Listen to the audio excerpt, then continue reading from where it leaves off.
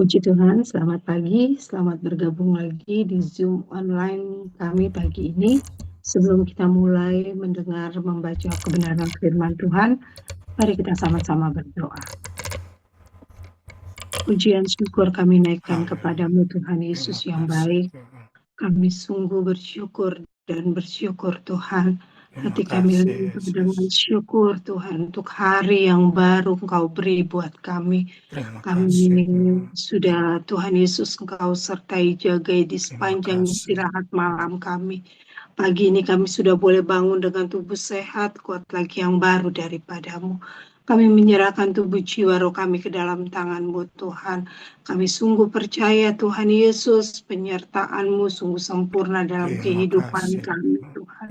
Terima kasih, terpuji-pujilah Engkau ya Allah kami. Tuhan Yesus, saat pagi hari yang indah ini, kami kembali memohon ampun kepadamu Tuhan. Ampuni segala salah dosa kami dari setiap perkataan kami, pikiran, perbuatan kami. Ampuni kehidupan kami, biar hidup kami dari hari ke hari boleh hidup dalam perkenan-Mu Tuhan Yesus. Terima kasih Tuhan.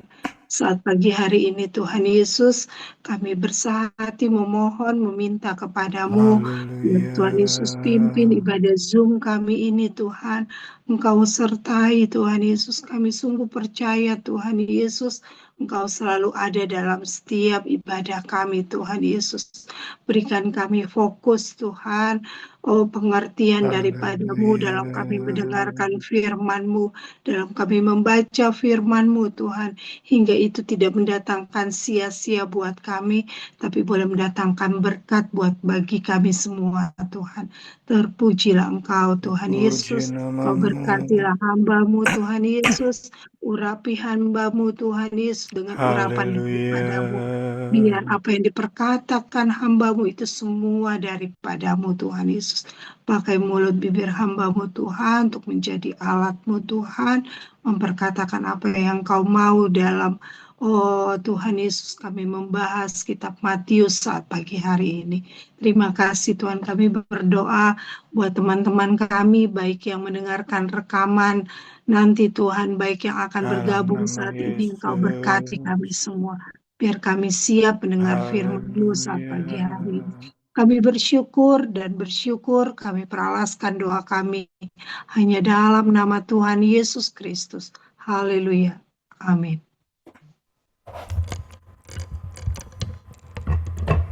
Baca, Ma. Iya. Bentar ya, aku ambil Alkitab dulu ya.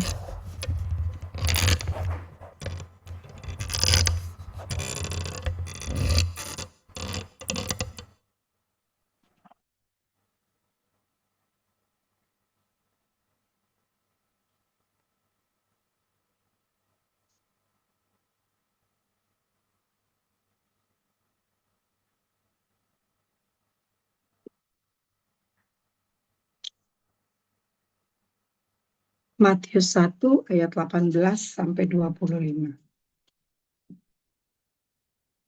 Kelahiran Yesus Kristus adalah seperti berikut. Pada waktu Maria, ibunya, bertunangan dengan Yusuf, ternyata ia mengandung dari Roh Kudus sebelum mereka hidup sebagai suami istri. Karena Yusuf suaminya seorang yang tulus hati dan tidak mau mencemarkan nama istrinya di muka umum, ia bermaksud menceraikannya dengan diam-diam. Tetapi ketika ia mempertimbangkan maksud itu, malaikat Tuhan nampak kepadanya dalam mimpi dan berkata, Yusuf, anak Daud, janganlah engkau takut mengambil Maria sebagai istrimu, sebab anak yang di dalam kandungannya adalah dari Roh Kudus. Ia akan melahirkan anak laki-laki dan engkau akan menamakan dia Yesus, karena dialah yang akan menyelamatkan umatnya dari dosa mereka. Hal itu terjadi supaya genaplah yang difirmankan Tuhan oleh Nabi. Sesungguhnya anak darah itu akan mengandung dan melahirkan seorang anak laki-laki, dan mereka akan menamakan dia Immanuel, yang berarti Allah menyertai kita. Sesudah bangun dari tidurnya, Yusuf berbuat seperti yang diperintahkan malaikat Tuhan itu kepadanya. Ia mengambil Maria sebagai istrinya, tetapi tidak bersetubuh dengan dia sampai ia melahirkan anaknya laki-laki, dan Yusuf menamakan dia Yesus.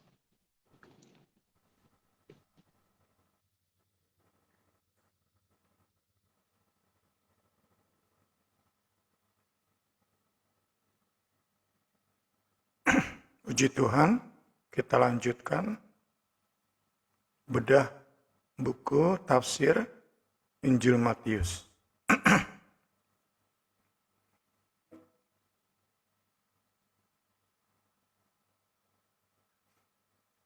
Kita sudah baca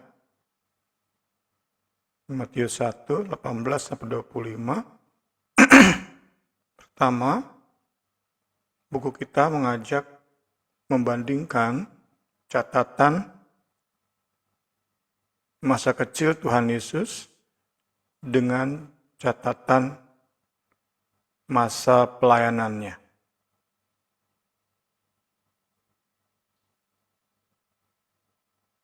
Dari 4 Injil, termasuk Matius, mencatat sedikit sekali masa kecil Tuhan Yesus jika dibandingkan dengan masa pelayanannya.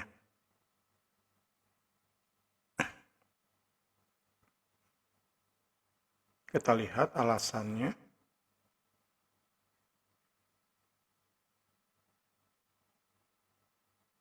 Bahwa tradisi gereja mula-mula mencatat lebih sedikit masa kecil Tuhan Yesus dibanding masa pelayanannya, itu bukan sesuatu yang mengejutkan.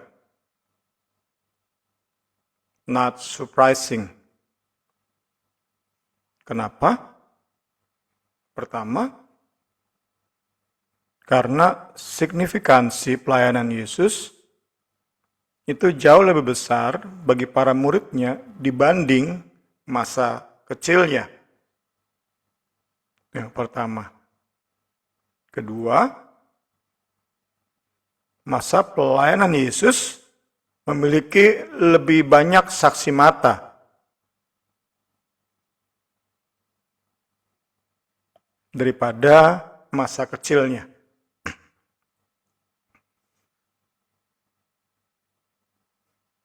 Ketiga, pelayanan publik Tuhan Yesus itu lebih relevan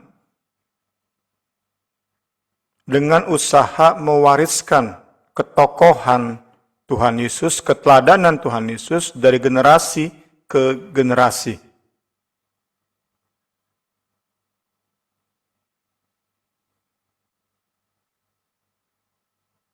Ini 3 alasan kenapa sejak gereja mula-mula sampai detik ini, tradisi kekristenan mencatat sedikit sekali kisah masa kecil Tuhan Yesus. Sebelum lanjut, saya ingin melengkapi dengan menjawab pertanyaan berikut. Apakah ada catatan lain tentang Yesus? Biografi Tuhan Yesus. Kemudian, apakah ada Injil lain yang mencatat masa kecil Tuhan Yesus dengan lebih panjang lebar? Tadi kita sudah lihat Injil ada 4 yang dikanonkan, yang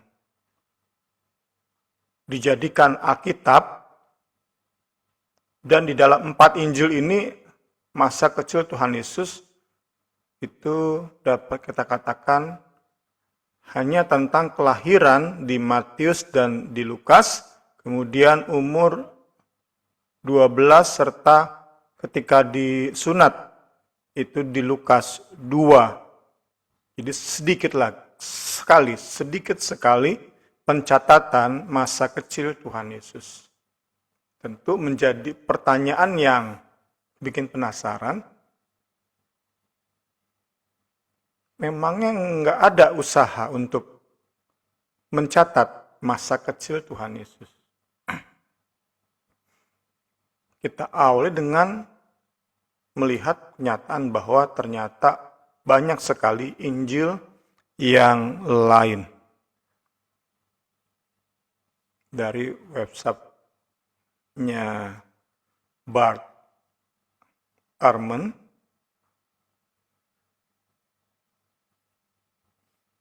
penulisnya Joshua Scatterle, dicatat di sana ada 43 Injil lain.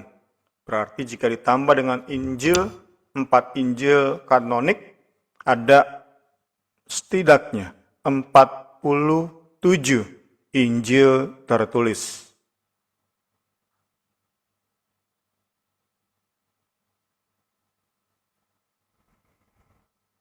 Ini Injil yang lain. Kemudian pertanyaan yang kedua, apakah ada Injil yang mencatat masa kecil Tuhan Yesus? Ada ternyata.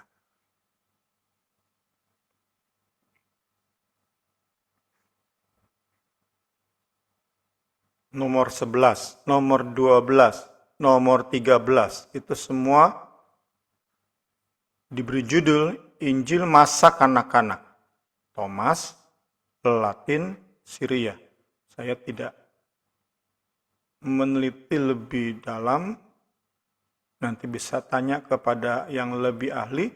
Bahkan nomor 6. Jadi ada setidaknya 4 Injil yang mencatat masa kecil Tuhan Yesus. Armenia nomor 6, nomor 11 Thomas, 12 Latin, 13 Syria. Apakah 4 Injil ini benar-benar berbeda satu sama lain, atau mirip-mirip, atau bahkan hanya pengutipan?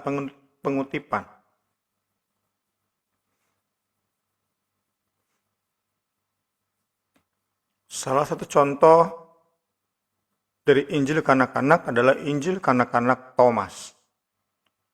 Dari Gospel Coalition, diceritakan di Injil ini, Yesus kecil memulihkan kaki seorang pria setelah terluka oleh kapak. Jadi dekat sekali ya, kapak, kayu,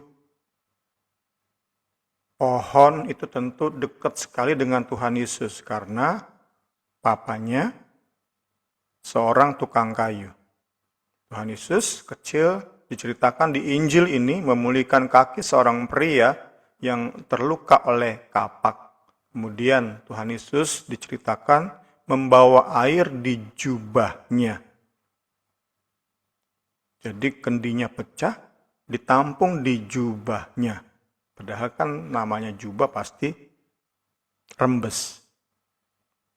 Seharusnya, karena itu dibilang ini mujizat. Kemudian Tuhan Yesus kecil melebarkan sepotong kayu untuk membantu ayahnya yang seorang tukang kayu. Jadi kayu kecil, jadi panjang, jadi lebar karena Tuhan Yesus. Kemudian Tuhan Yesus juga pernah melompat dari atap tanpa terluka. Jadi seperti Superman yang bisa punya kemampuan terbang. Menanam sebutir biji gandum, cuman sebutir tapi hasilnya sampai 100 gantang. 1 gantang itu 3 kilo, berarti 300 kilo dari 1 biji gandum. Bahkan Yesus kecil pernah diceritakan membangkitkan orang dari kematian.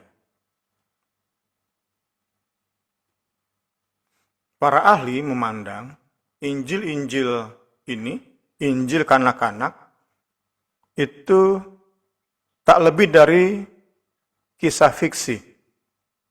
Dasar utamanya adalah karena tidak ada saksi mata yang dapat cukup dipercaya. Sekali lagi, dasarnya adalah tidak ada saksi mata.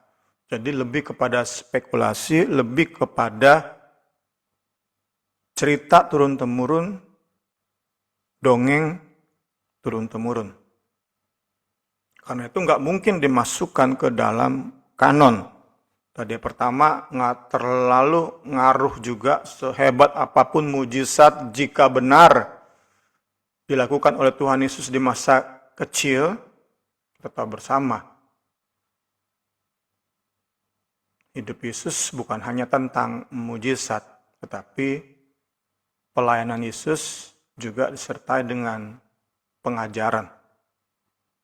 Setiap mujizat dibarengi dengan pernyataan-pernyataan ilahi. Yesus bukan hanya tentang mujizat. Jadi, entah benar atau enggak, bisa kita sampingkan itu. Kita bisa kesampingkan.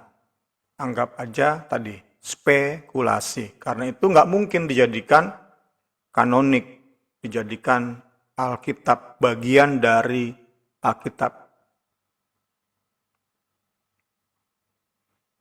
Kita masuk ke bagian selanjutnya.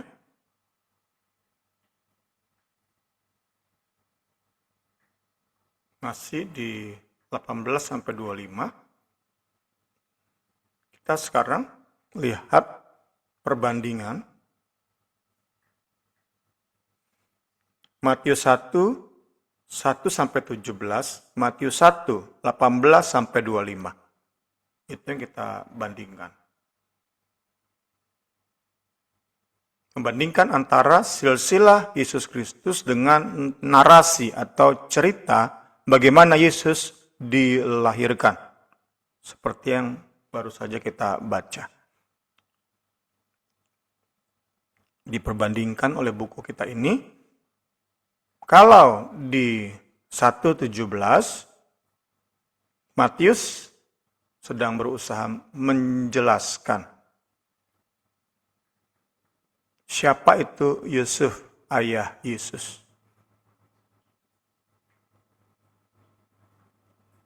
Yusuf itu keturunan sah dari Raja Daud. Jadi dia benar, bukan hanya dia keturunan Abraham, bukan hanya Yusuf ini keturunan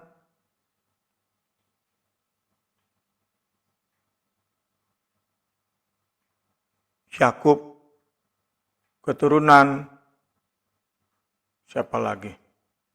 Yehuda, bukan hanya itu. Tetapi untuk menjelaskan nubuat tentang Mesias di silsilah yang kemarin kita sudah lihat, Yusuf harus merupakan keturunan Daud. Bukan hanya Abraham, bukan hanya Ishak, Yakub, dan Yehuda, tetapi juga harus keturunan Daud.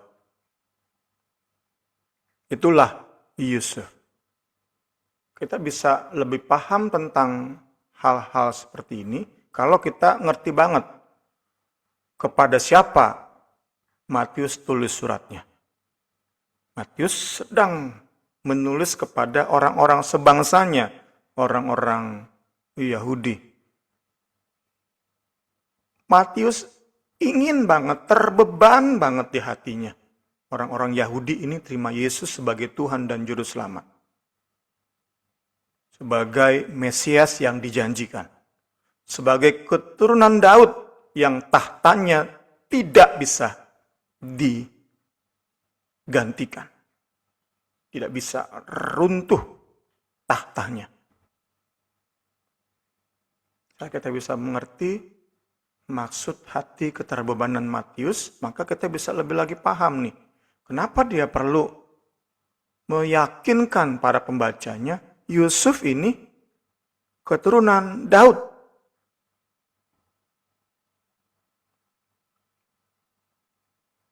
Karena kalau bukan keturunan Daud, bisa bahaya kemesiasan Yesus. Orang-orang sebangsanya bisa bilang, Apa hubungannya Yesus dengan Daud? Nggak nyambung. Itu kan. Jadi sama-sama kita mau terus dalami firman Tuhan dengan ngerti tujuan, latar belakang, maksud hati dari penulis kepada pembaca pertama. Baru kita dapati hal-hal yang indah. Puji Tuhan. Segala hormat kemuliaan bagi Tuhan. Itu di silsilah 1-17. Masuk ke 18-25, cerita tentang kelahiran Yesus. Di ayat-ayat ini, Matius menghubungkan Yusuf dengan Yesus. Jadi nyambung nih. Tadi Yusuf dengan Daud, sekarang Yusuf dengan Yesus. Puji Tuhan, puji Tuhan. Sebuah hubungan yang kita bisa lihat tak terpisahkan dengan pekerjaan Roh Kudus. Yusuf Maria belum menikah, tetapi sudah tunangan, sudah siap menikah. Di dalam hubungan inilah Roh Kudus datang. Puji Tuhan, Roh Kudus pilih Maria. Jadi bukannya pasangan lain. Memang Tuhan pilih. Allah pilih. Allah Israel pilih. Yang mengandung adalah Maria. Calon istri Yusuf. Yusuf pun bukan hanya ia keturunan Raja Daud, tetapi ia pun dikondisikan sesuai dengan narasi kita, dikondisikan untuk terima Maria, meski Maria mengandung tanpa bersetubuh dengan Yusuf. Dikondisikan sehingga sungguh Yesus lahir dengan Yusuf sebagai ayah angkat.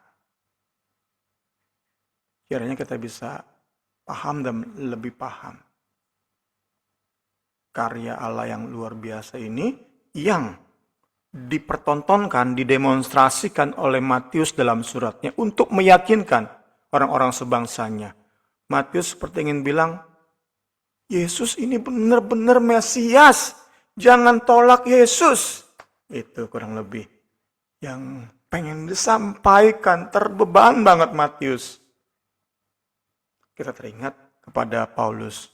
Paulus sampai katakan, aku rela terkutuk demi orang-orang sebangsaku bisa terima Yesus sebagai Sang Mesias yang dinanti-nantikan oleh bangsa Israel. Puji Tuhan, puji Tuhan.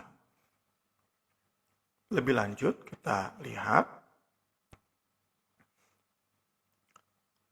Matius juga tampaknya terindikasi menghubungkan antara Yesus dan pengikutnya. Yesus itu lahir dari roh, dipenuhkan roh.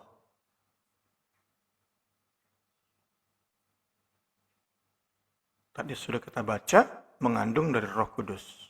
Ayat 18, ayat 20. Dari Roh Kudus. Nah, dilahirkan oleh roh. Yesus dilahirkan oleh roh. Maka pengikutnya pun harus dilahirkan baru oleh air dan roh. Yesus yang dilahirkan oleh roh, kemudian dipenuhkan oleh roh saat burung merpati itu turun ke atasnya saat ia dibaptis, Matius 3 ayat 16, demikianlah setiap pengikutnya bukan hanya dilahirkan dari roh, oleh roh, tetapi pengikutnya pun harus mengalami seperti Yesus. Menerima kepenuhan Roh Kudus, penguasaan Roh Kudus, menerima datangnya Roh Kudus menguasai hidup kita, pengikut Yesus. Sebelum sama seperti Yesus mulai melayani. Tentu kita bersama langsung teringat kepada kisah Pentakosta. Murid-murid jadi saksi hanya saat mereka telah menerima kepenuhan Roh Kudus. Puji Tuhan. Ya, kita di pagi hari ini hanya melihat dua bagian. Kita sudah lewat bagian pertama, perawan yang melahirkan. Bagian kedua adalah kelahiran Yesus itu menggenapi firman Tuhan. Puji Tuhan.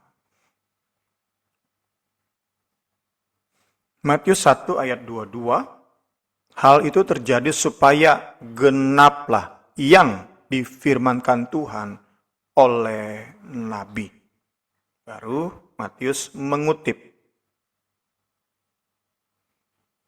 Jadi sekali lagi, kita kembali diingatkan, ini akan terus diulang-ulang.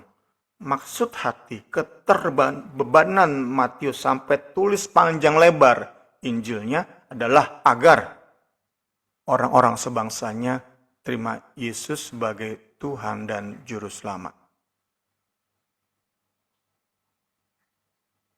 Nah, untuk menekankan bahwa Yesus ini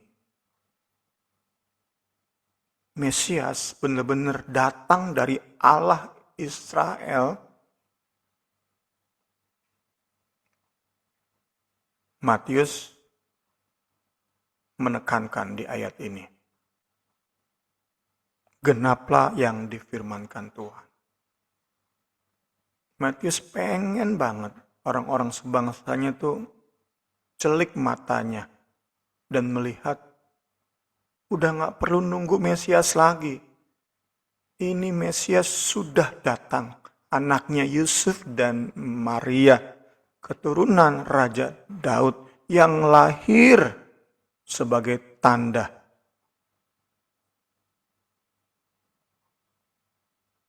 Penyertaan dan pembelaan Allah Israel. Ini akan kita lihat bagaimana Matius menghubungkan Injilnya dengan Yesaya 7 dan 8. Kita akan lihat Yesaya 7 dan 8 untuk bisa sama-sama mendapat berkat dari bagaimana Matius mengutip ayat tersebut. Puji Tuhan.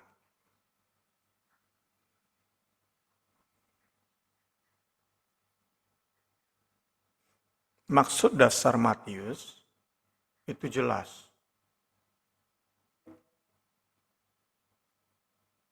The basic point is lebih jelas, clearer.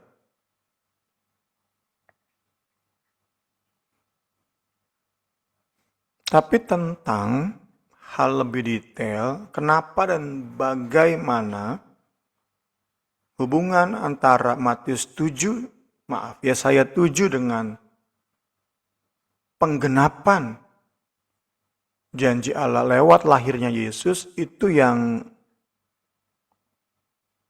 terus menimbulkan perdebatan. Itu yang kurang jelas, ambigu, rancu, sehingga menimbulkan perdebatan. Kita lihat ayat yang Matius kutip. Lalu berkatalah Nabi Yesaya, baiklah dengarkan, hai keluarga Daud. Ia sedang bicara kepada Raja Ahaz. Belum cukupkah kamu melelahkan orang, sehingga kamu melelahkan Allahku juga? Sebab itu, Tuhan sendirilah yang akan memberikan kepadamu suatu pertanda. Sesungguhnya, seorang perempuan muda mengandung dan akan melahirkan seorang anak laki-laki, dan ia akan menamakan dia Immanuel. Inilah ayat yang Matius kutip. Kenapa menimbulkan perdebatan?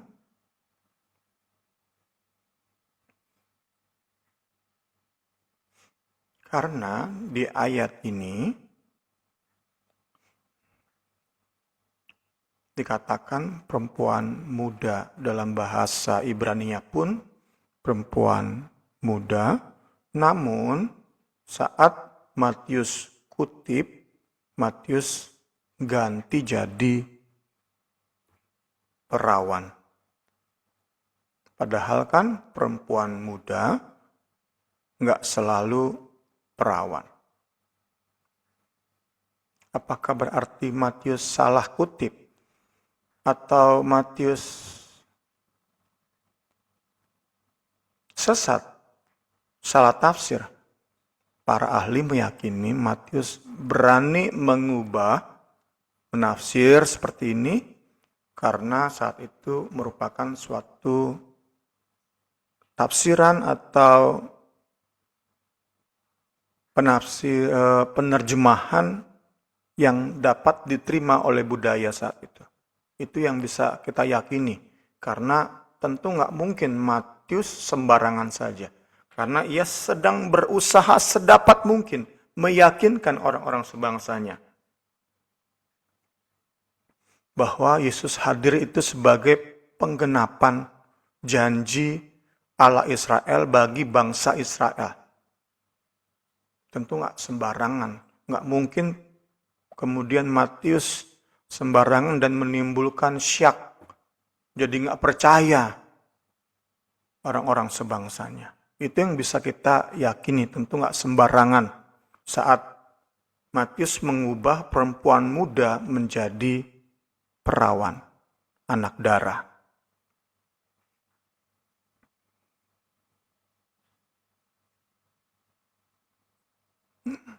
Bagaimana Matius mengubah?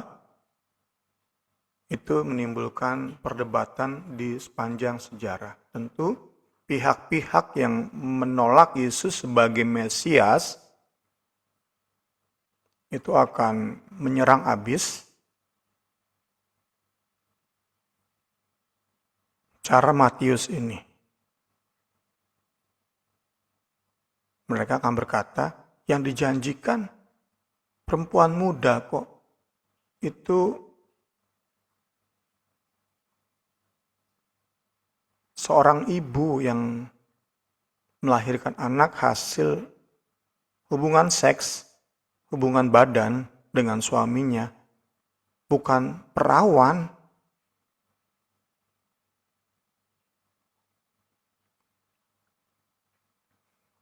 Tentu sekali lagi orang-orang yang menolak Yesus sebagai Mesias menganggap Matius di ayat ini sedang cocokologi, lagi ngadi-ngadi, mengada-ngada. Bagi mereka, nubuat di Yesaya 7:14 ini bukan tentang Yesus. Mereka yakin. Mereka ngajarin. Kita bisa bayangkan di sepanjang sejarah, terutama di awal-awal ketika Yesus diperkenalkan oleh para murid sebagai Mesias yang dijanjikan.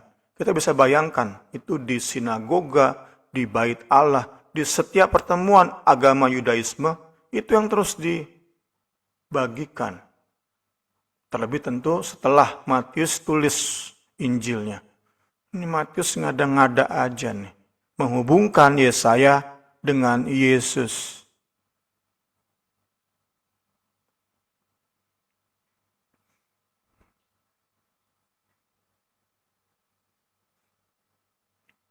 Mereka menempatkan diri sebagai musuh Matius.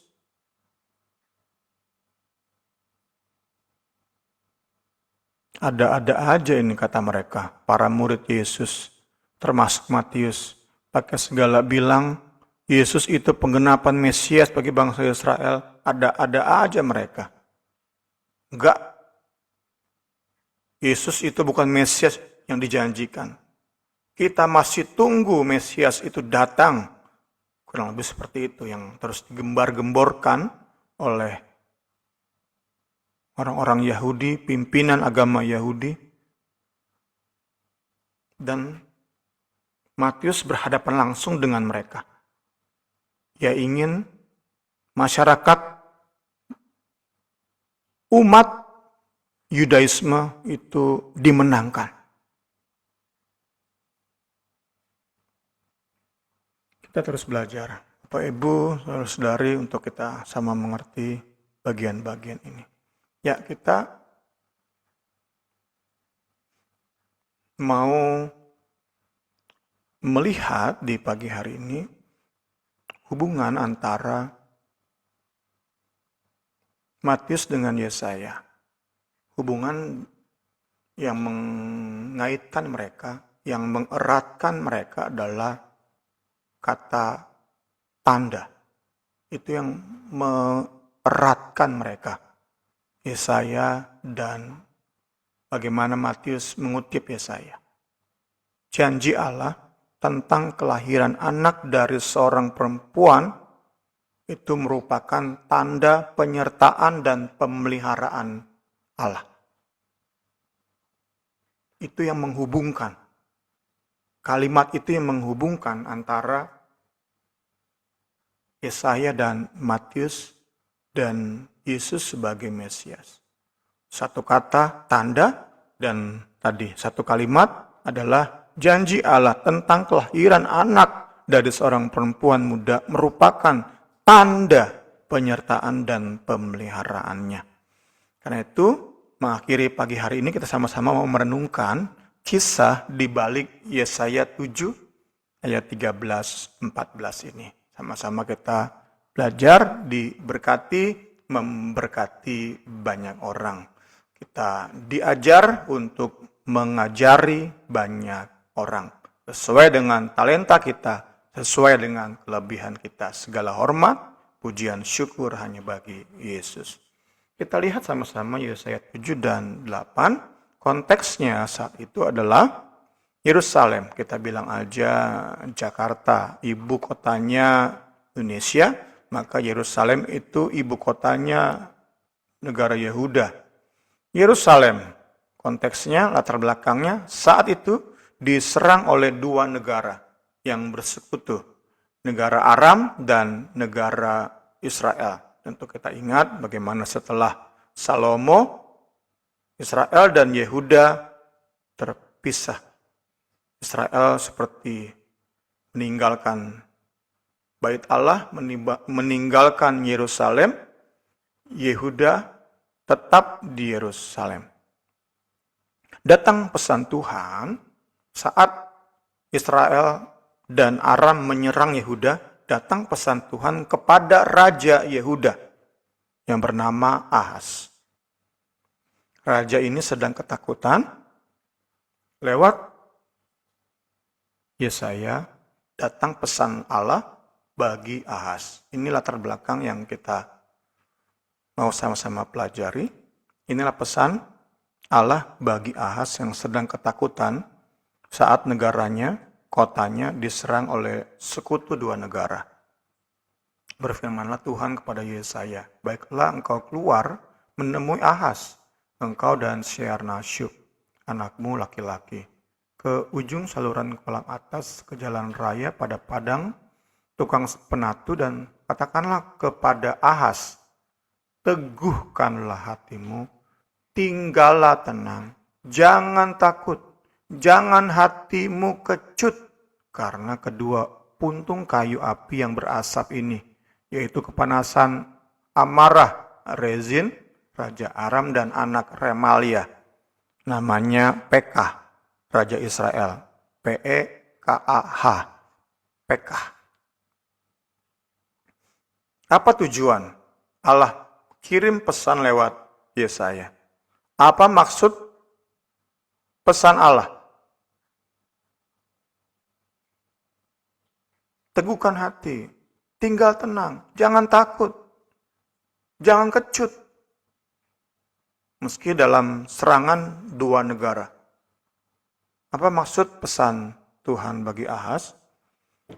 Karena Tuhan melihat Ahaz, Raja Yehuda ini, sudah punya maksud untuk minta bantuan kepada Raja Asyur. Yesaya 7 ayat 3-4, pesan Allah bagi Ahaz supaya Ahaz menggagalkan niatnya untuk minta bantuan kepada Asyur.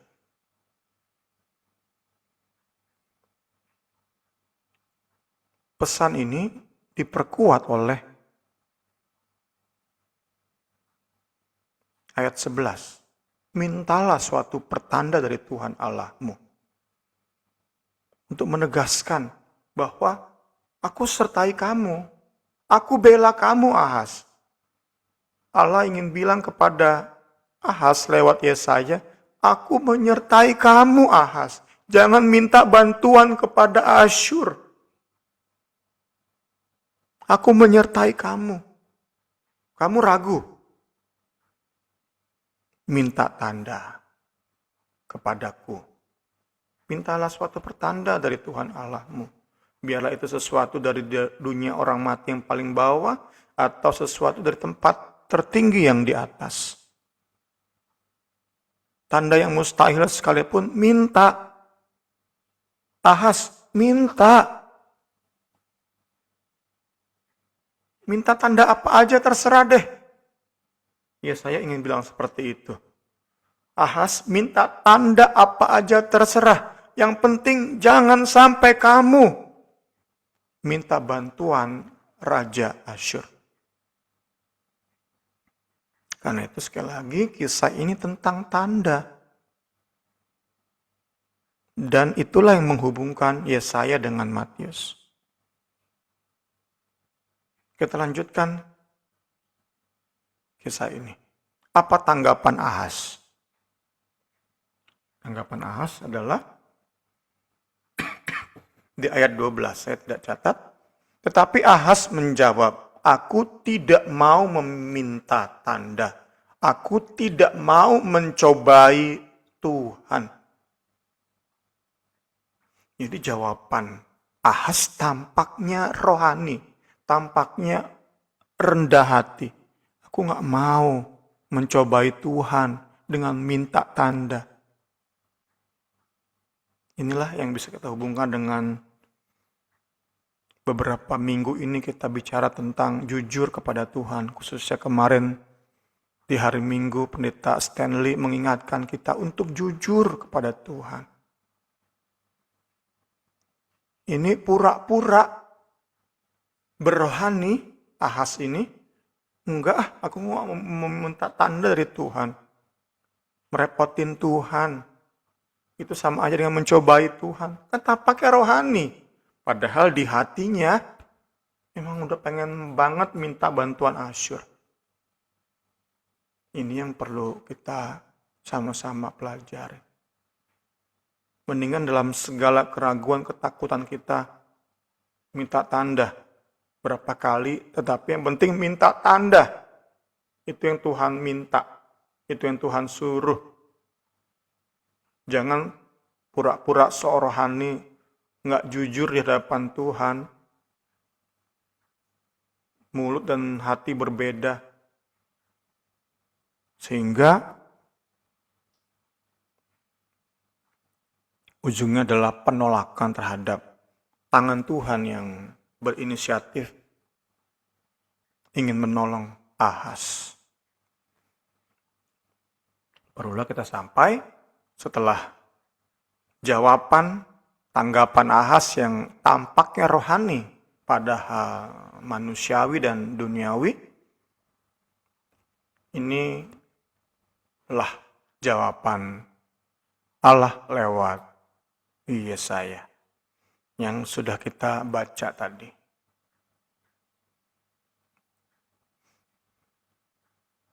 Tuhan sendiri yang memberi tanda, sesungguhnya seorang perempuan muda mengandung dan akan melahirkan seorang anak laki-laki dan ia akan menamai dia Immanuel. Nah, yang jadi perdebatan adalah apakah janji ini sudah digenapi di masa hidup Ahaz atau belum sehingga hanya digenapi dalam Yesus? Itu pertanyaan berikutnya yang menimbulkan juga perdebatan. Para ahli meyakini janji ini sudah digenapi di masa hidup Ahas.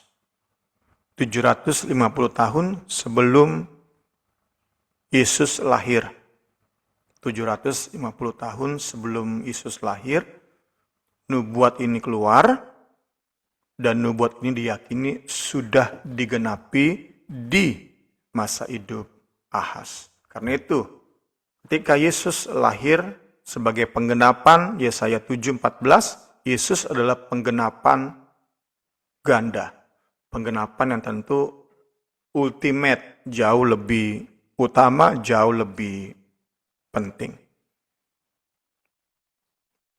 Siapa anak yang dilahirkan? Siapa ibu yang melahirkan? Ada juga beberapa tafsiran, ada setidaknya 3. Tapi itu tidak menjadi concern kita di bahasan kita kali ini.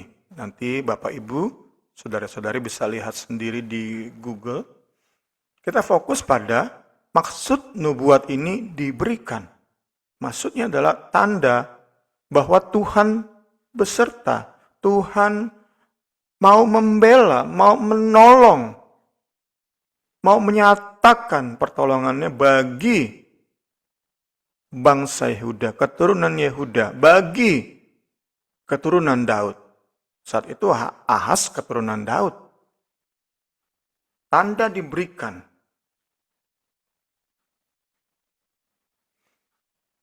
Nah, lewat kutipan Matius ini, Matius ingin bilang, kalian orang-orang sebangsaku, para pembaca Injilku, jangan sampai seperti Ahas yang menolak minta tanda, yang menolak tanda penyertaan Allah.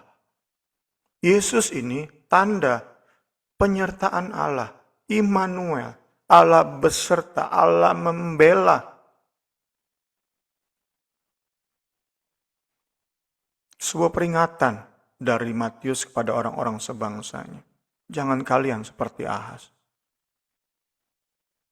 Ahas tidak mengindahkan nasihat Yesaya.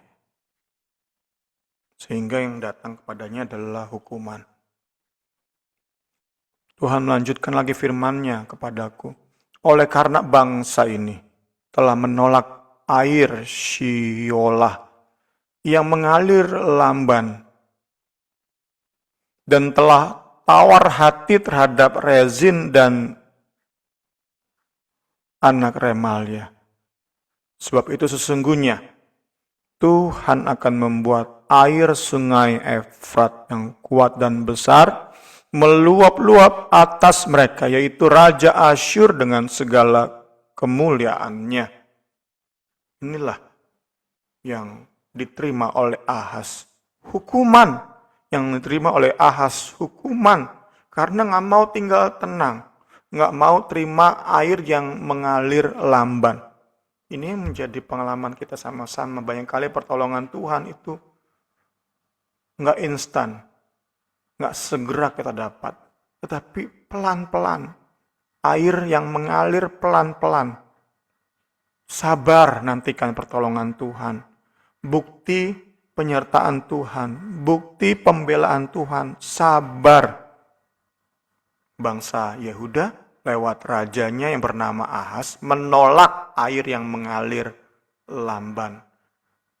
Mereka cari air yang cepat, yaitu airnya Raja Asyur, yang justru menjadi sumber hukuman bagi mereka. Air ini meluap melampaui segenap salurannya, mengalir melampaui segenap tebingnya, serta menerobos masuk ke Yehuda, ibarat banjir yang meluap-luap hingga sampai ke leher. Dan sayap-sayapnya telah dikembangkan akan menutup seantero negerimu, ya Immanuel. Dengan Raja Ahas minta bantuan Asyur. seperti kita menyerah kepada dosa.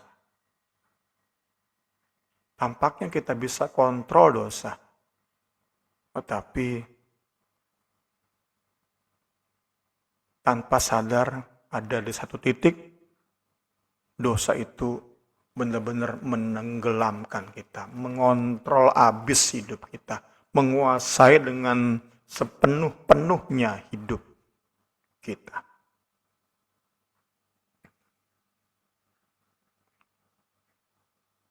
Matius ingin bilang kepada para pembacanya, ayo terima tanda, jangan seperti Ahas. Jangan sampai kalian seperti Ahas. Kalau kalian seperti Ahas, kalian pun akan terima hukuman.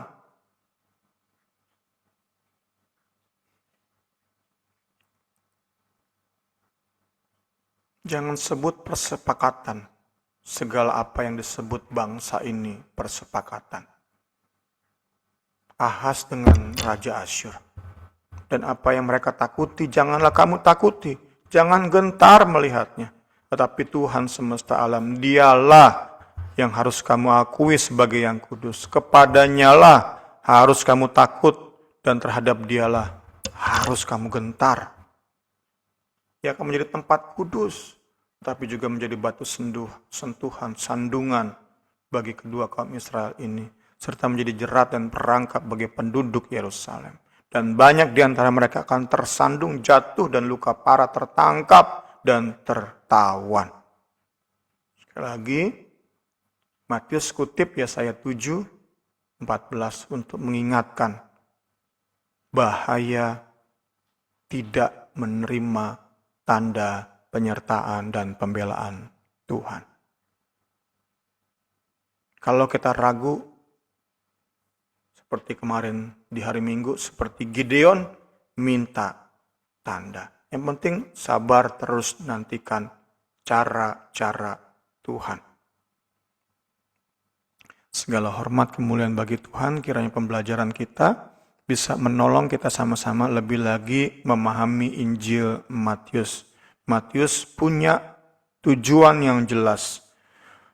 Bukan hanya jelas, tetapi terfokus banget. Ia ingin banget orang-orang sebangsanya tidak menolak tanda penyertaan, tanda pembelaan Allah. Untuk itu, oleh hikmat Roh Kudus, ia mengutip nubuat Yesaya bagi Ahas. Kiranya pembelajaran kita pagi hari ini memberkati kita. Nanti Ibu Rini akan tutup dalam doa. Ya, puji Tuhan. Mari kita sama-sama berdoa. Terima kasih Tuhan Yesus. Terima kasih Tuhan. Segala puji, segala hormat kami naikkan kepada.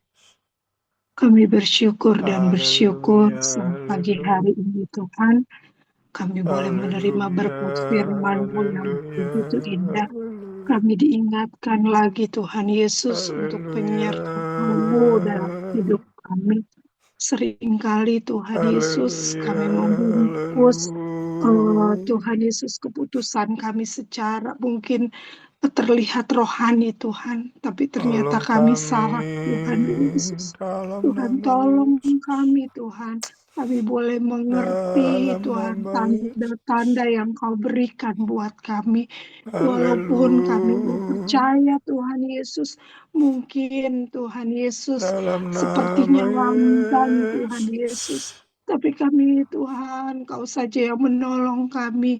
Biar dengan lambannya proses Tuhan Yesus dalam kehidupan kami boleh percaya kepada-Mu Tuhan Yesus. Kami tidak membungkus Tuhan Yesus setiap dosa-dosa kami Tuhan.